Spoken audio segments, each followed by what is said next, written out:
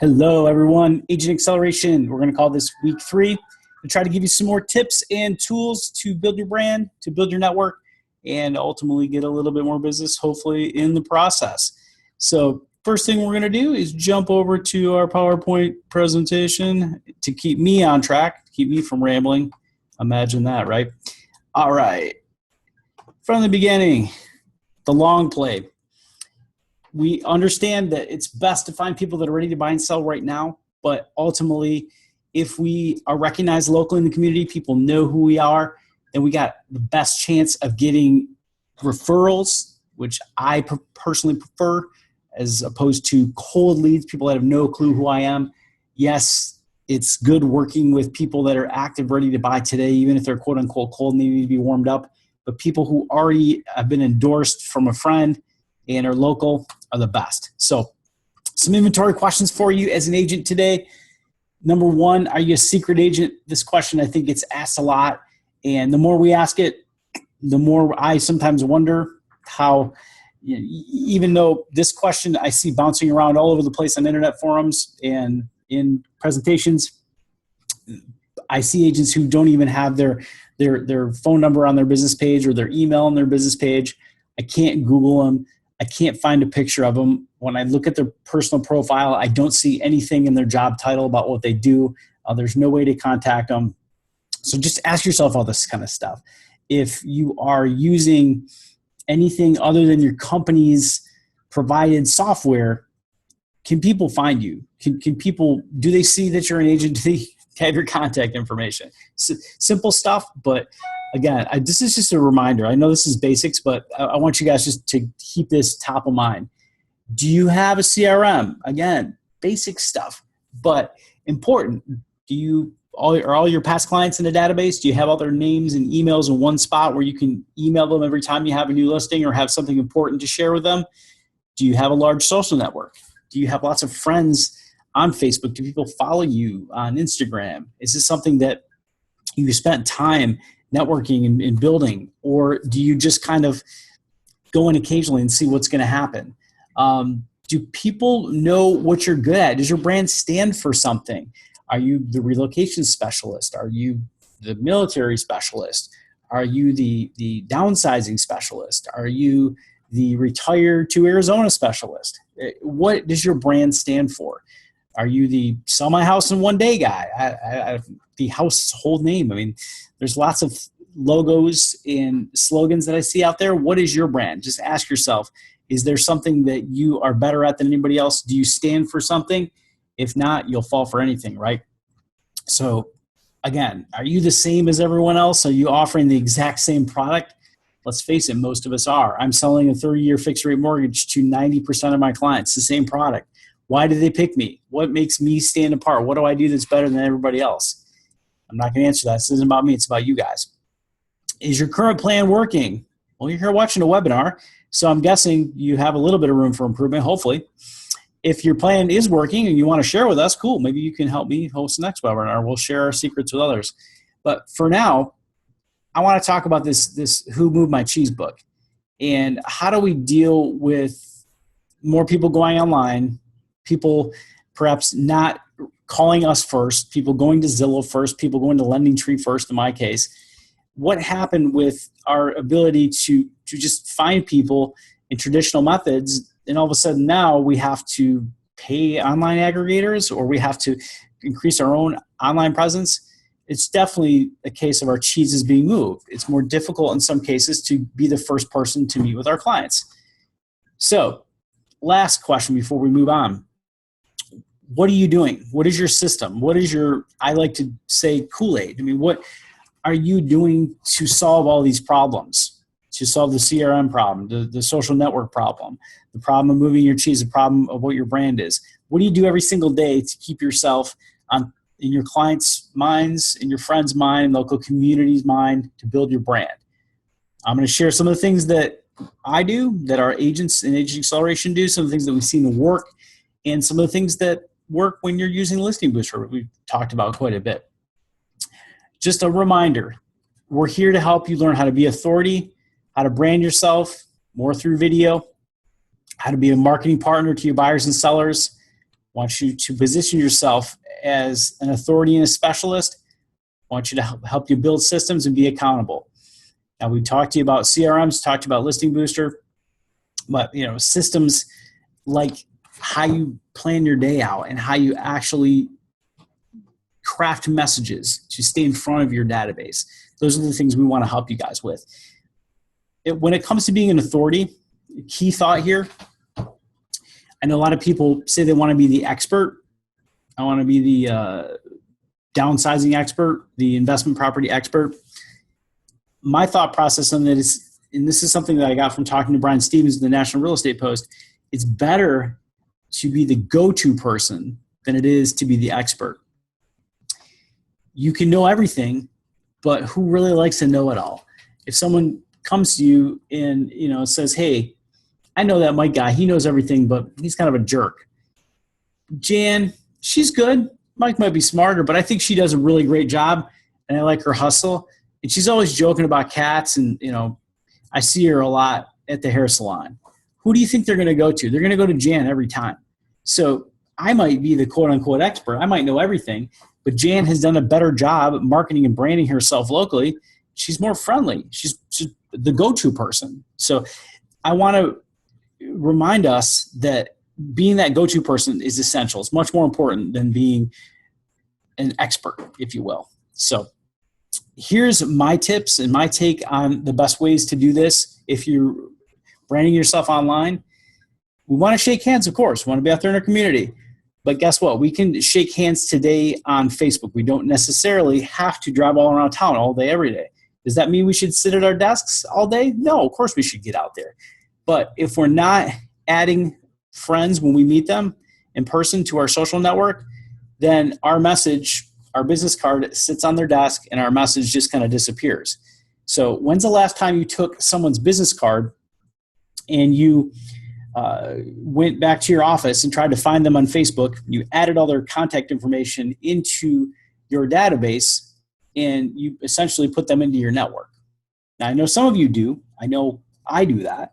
But this is a very simple step to building your network. Again, you're just being social. When you meet people, you connect with them. They can share your life. They can be part of your circle. Be passionate about helping people, engage in community, and get involved. These are my best tips, my best practices for building your brand and building your business. We'll talk a little bit more about this in the next slides. Let's start out with a review of the Facebook business page. Now, I know a lot of you, I've seen your social media plan is to allow your company to put your listings on your Facebook business page, perhaps run some ads to those pages, and hopefully the sellers will see so much value in what you do that they will hire you over another agent. I'm not trying to make fun of any of you, but does this really set you apart from anybody else? There's a lot of agents out there that are already doing this. And do people really go to social media to read about your listings? Maybe, but more often than not, they're there to kind of, I guess, watch TV, to pay attention to the news feed. It's kind of like watching this down here.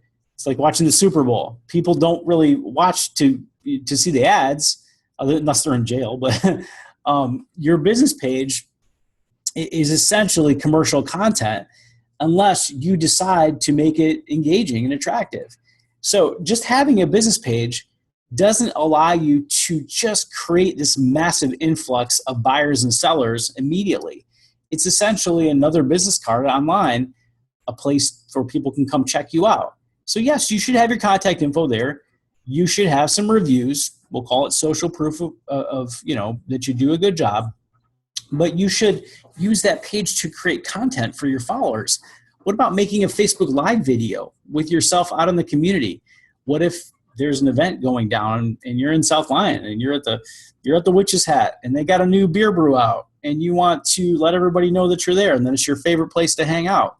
Maybe make a quick video, post it on your business page, share that business page to your personal page, make it Facebook Live.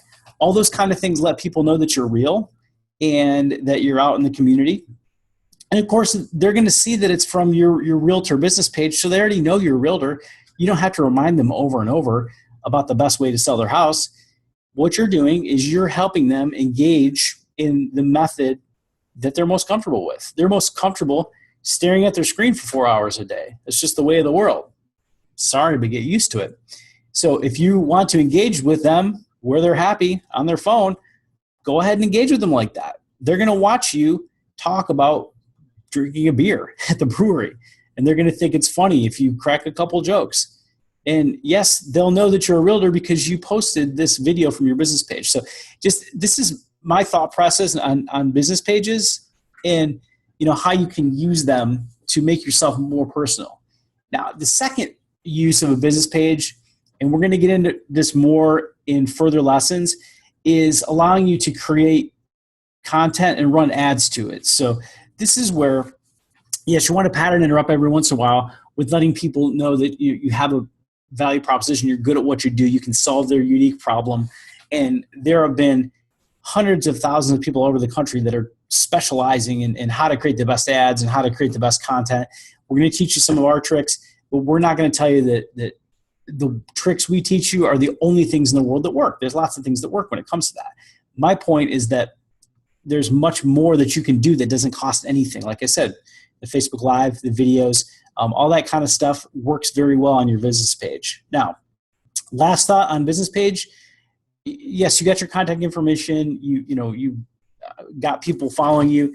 Inviting people to like your business page doesn't necessarily really, again, get you this massive amount of traffic. A lot of people like your business page, then the first thing they do when they see it is they scroll by it, because all you ever do is post commercial content. You're just talking about how cool it is to sell houses.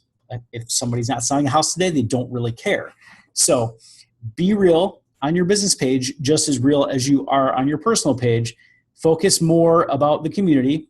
And when you're using your business page for business, use it to create ads, put some thought process into it, and then spend some money to put those ads in front of the right people. So the reason to have a business page is, again, to build your brand.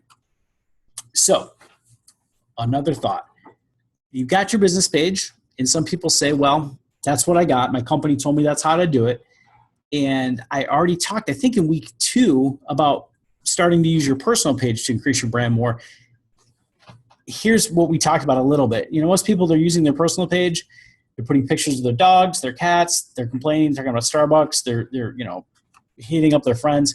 They don't pattern interrupt and talk about their business much at all. Now, there's some things that you can do when you're posting on a personal page that allow you to interrupt the newsfeed as if it's a commercial without making it a commercial. Things like tagging your business location. So you could, perhaps you're just got some good news. Your kid is an honor student, but you're sitting in your office. You say, Friday afternoon, I just got the call.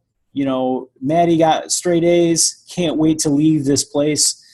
Happy weekend. Tag yourself at the office. People know you're still at work. I personally wouldn't do that message because it makes me sound like I'm lazy and I'm looking for the weekend. But anything that you're doing that reminds people that you're a real estate agent is good enough on your personal Facebook page. You don't need to rant all day about how you can't find buyers or sellers or how the inventory is bad. Yes, dropping some of those messages are important, but I don't see a lot of agents posting listings on their personal page or posting tips about how to buy and sell on their personal page. They get any kind of engagement at all. Now, I see agents that are sharing pictures of their Panera, their lunch, their dogs, their life, and perhaps happy clients at closing.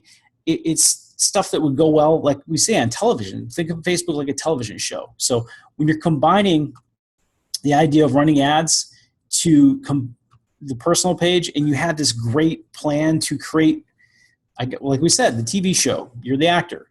Who's Mike Fisher, the loan officer? Who is Barb, the realtor? How does this all play together? It plays together by you building your brand as somebody who's fun, engaging, and stands for something, is an authority at something, is the go-to person. So you got this plan to work social media. That's fantastic.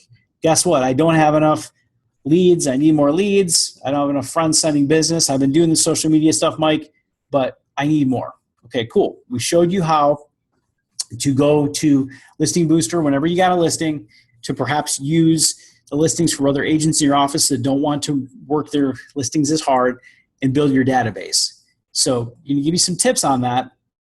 And they all kind of start with having a database and using the leads for something. So yes, those leads may not be buying today, but don't tell us that the leads are weak. That's the number one thing we hear is that, well, I got a lead, but they didn't want to buy today. I'm going to move on. So step one, learn how to turn the listing booster opt-in on. I think we taught that in other classes. If you guys need help on this, I'll teach you. Make sure your active capture is on.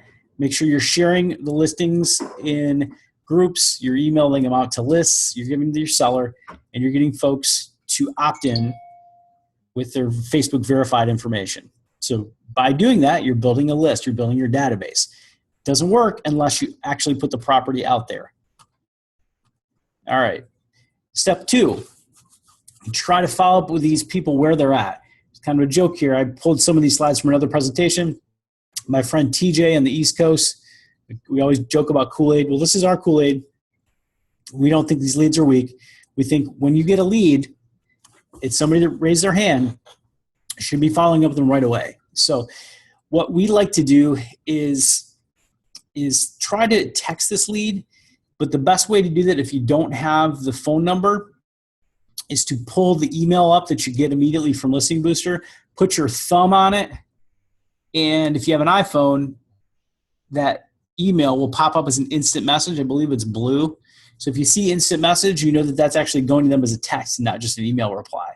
Now from there, what you can do is program a shortcut in your phone, which essentially saves you steps. So you can program something like 1, 2, 3, and the shortcut will pull up. Now, I'm going to give you folks that are watching today a handout on how to do this. I didn't want to show you on the screen because it's 1 or 2 slides, but I'm just going to give you a little handout that shows you how to create a shortcut on your phone. If you got an iPhone, this is fantastic. If you don't have an iPhone, there's a great app where you can get on your desktop as well, something called Mighty Text, and that works fairly well. It's best when you have the phone number, I believe, on Mighty Text, and I know that the email iMessaging works great, again, with the iPhone. So quick shortcuts, those are fantastic if you are actually paying attention to what's going on with your leads and you're working them from your phone. Now, we're going to talk in further classes about automating some of this, and I know if you're working with me on Listing Booster, I have some pretty hot automation built out already, but you as the agent can hit up these leads when they come in. Now, if you're really slammed and busy, we get it. We understand. Maybe there's somebody else in your team that wants to get it, but working the leads when they first come in is essential. All right, step 2, I've got a database. The leads are weak. There's nothing I can do with this. Well, let's take this database, and in the web leads section of Listing Booster, when you log in as an agent, you'll see web leads. Click on that. You'll see that you can download all of your leads, and you can essentially download them in a Excel spreadsheet, CSV file. And from there, you can move them to your CRM. Now, this might be a colder list. You may be an agent that has that list segmented into hot leads and cold leads. Perhaps this goes into your colder lead list. But anytime that you have an open house, you can email everybody that asks for information and invite them to your open house. What's the best part about this?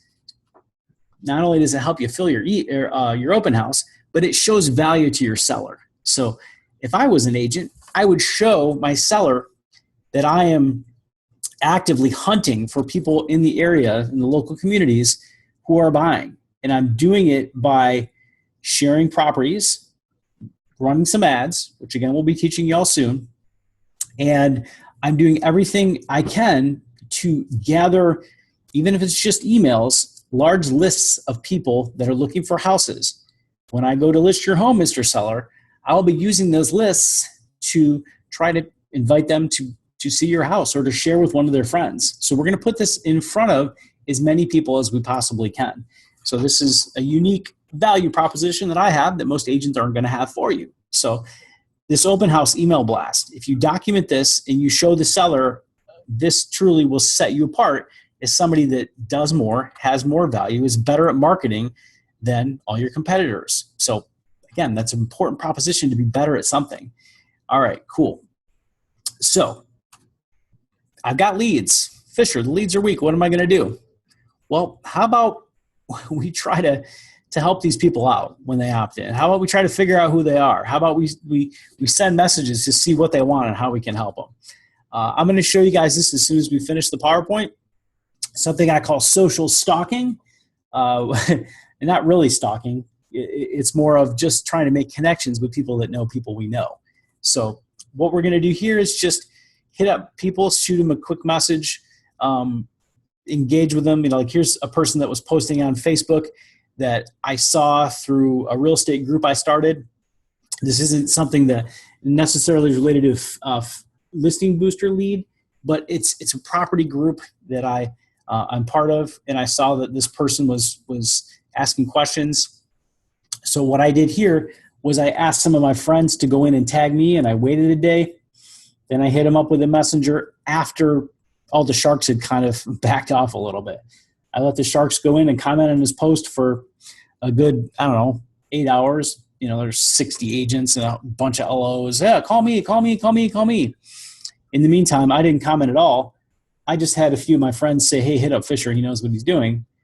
And then I messaged Paul the next day. Hey, go ahead and hit me up. There's a lot of good choices on your post. He was looking for a realtor and lender. I'll help you get your offer accepted. Hey, it looks like you've worked with a lot of my friends. Then he's kind of complaining about a past lender. I did start talking to this guy, and we got him pre-approved.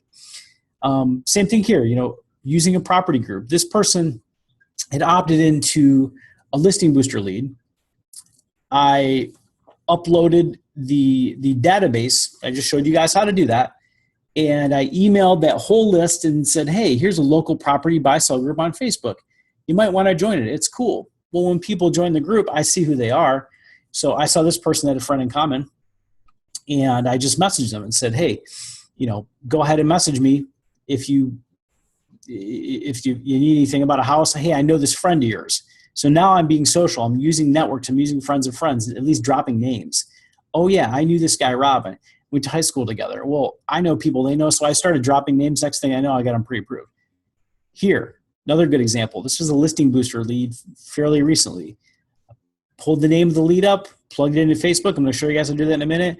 And I noticed, looks like they knew my past client. Well, guess what? They're neighbors with my past client. So cool. Hey, talk to me about this person. Oh, my kids play together. I know this person really well. Fantastic. Let's start talking to them. Let's got them pre-approved as well. But it all started from just being social and being helpful. Not pushing myself as a lender too hard, just trying to give people more information, kind of ask questions and make introductions. So I call that social stalking. I'll spend 15, 20 minutes doing it in the morning and the afternoon. I just go work some of the leads that I've got. And I take a look at people that are joining groups that I'm admins in. And I just try to use my social network to make more connections and to be helpful. All right. We talked about creating value for your sellers a couple slides ago. We've got a unique single property website. Mr. Seller, here's what we're going to do with it. We're going to take your property and we are going to put it out there in a space where we want lots and lots of people to see it, but we also want to gather their information so we can invite them to your open house and promote your property more. So here's a little script that I wrote for you guys. I got it in the group that I added you to if you want to pull it out of there. I have it on the handout as well. But as we discussed prior to listing your home, here's the ability to quickly share your listing, et cetera, et cetera. Here's a script and some tips. Feel free to edit this. So this is pretty straightforward stuff. All you're doing is asking the agent to send an email out to their friends or to post it on their Facebook page to essentially share that single property website and say like, hey, here's our home, it's listed. Of course, you have the lead capture turned on. The best part about this for you as an agent is that you're capturing the emails of all the people that know that seller locally that are their Facebook friends. If that's an ideal client for you, guess what? You're building a database of more ideal clients. I love the strategy. I love the idea of using your ideal clients to meet more ideal clients. And again, it shows tons of value to the seller that you're actively helping them try to spread that property everywhere, try to create a frenzy, create a buzz, and sell it for as high a dollar amount as possible. So quick review today, trying to get you to shake as many hands as you can online and in person. Use that messenger. There's magic in there. There's a shift going on where people don't answer their phones as much. They don't even answer texts, but they see the Facebook Messenger from people that are connected to friends. They tend to go answer it. There was a time when only your friends texted you. Of course, now you get random texts. Facebook Messenger is starting to turn into that, but as of now, it's mostly people that you know. So if you find connections, people that know who you know, the chances are your message is going to get read. Use your friends. Be an authority. Be the best at something. Have a brand. Okay, so here's some examples. I was going to, let's see here. Going to minimize this guy, and we're going to show you an example of, all right, so I'm going to jump over to my recent web leads for this particular agent. I logged in as the agent, and I'm just going to see who this person is that opted in. A lot of times you can pull it with just the name or the name, the email or number. Now I recorded this once, so I had already sent the message, but I forgot to share the screen when I recorded it. But what I did here was I tried to figure out who this person was that opted in. And of course, they're local to the property.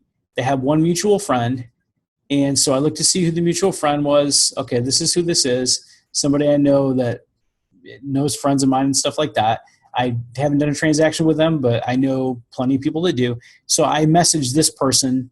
I think she'll respond. And I just asked her if this was a good friend of hers. So once she replies, you know, girl, she's crazy. Don't talk to her. Okay, maybe I won't go very far. So yeah, she's a friend of mine. What I'll do next is I'll drop a message on there with Heather and just say, hey, you were looking at so-and-so property, which I know from the listing booster opt-in here in Dexter Pinckney. I'm a good friend with this person, Jordan. And I didn't know if you're looking to buy a house, but I know Jordan knows me as a great loan officer and a person that knows a lot of realtors. If there's anything that we can do to help you, you know, feel free to let us know, that kind of thing. So my friend Jordan here will probably give me the thumbs up to do that.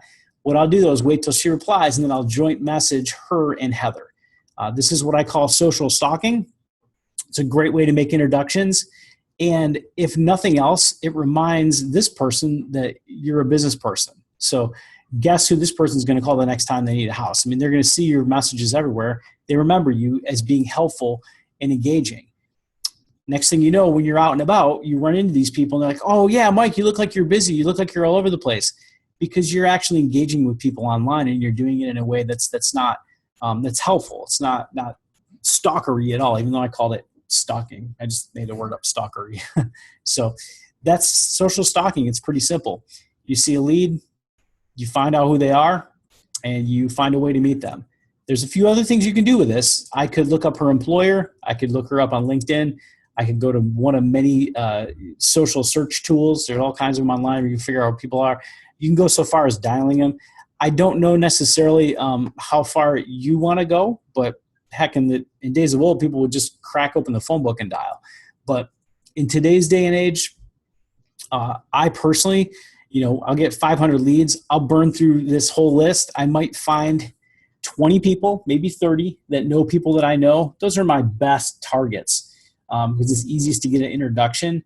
And the more that I use my friends network, the more my friends are reminded of who I am and what I do. And I find it's fairly easy to make connections. So if you're an agent that's working locally and you have a lot of local listings because you've been building a good brand, you're going to find that it's fairly easy to build a big email database of people that know people you know, because you're sharing the properties in local areas, you're getting opt-ins, you're doing the social stock thing. And of course, if I chat with this Heather for more than one bubble, I'll probably add her as a friend. She'll see me as a lender. She might not be buying today, but she's going to see my Facebook newsfeed. She'll be reminded that I'm a lender. And if she's a really good prospect, I'll put her in my CRM, somebody that I want to follow up with every few months based on the conversation that we have. So hopefully those are some great tips for you guys as agents to use social stalking, to start building your brand better, to understand more of how to use your Facebook business page and your personal page in synergy. We're going to spend more time on CRMs and ads in the next few weeks, but this was a pretty important foundation, and we wanted to make sure we at least got through that foundation with you guys. So we appreciate your time, and we will chat with you in the next class. If you have any questions, reach out to me. If you want me to email you the scripts that I mentioned, or the how-to on how to do a shortcut on your iPhone, it's something you can Google, but I have a handout for you as well. So